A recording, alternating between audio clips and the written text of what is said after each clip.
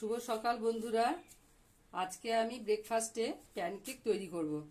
এই রেসিপিটা তোমাদের সাথে শেয়ার করছি। তো প্যানকেক বানাবার জন্য আমি এখানে পেঁয়াজ, গাজর, ধনেপাতা, টমেটো, শসা এই ভেজগুলো কেটে নিয়েছি। আর তার সাথে একটা ডিম দিয়েছি, আর আটা আর ময়দা দিয়ে এই মিশ্রণটা রেডি করেছি। তোমরা চাইলে শুধু আটা দিয়েও করতে পারো।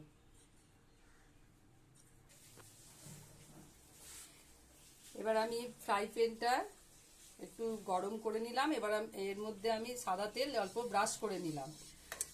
ব্রাশ করে এবারে মিশ্রণটা এর মধ্যে দেব।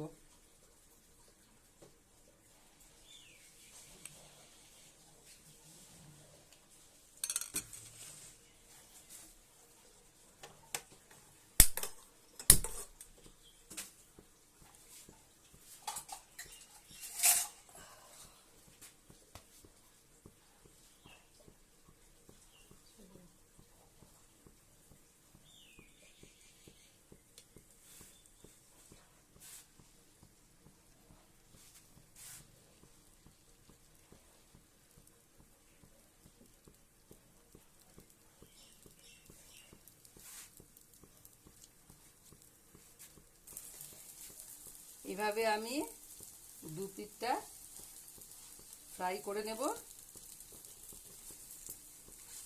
একদিকটা হয়ে গেল, তারপরে আমি আরেক দিকটা উল্টে দিলাম। তাহলে আমার প্যানকেক রেডি। এবার পরিবেশন করব।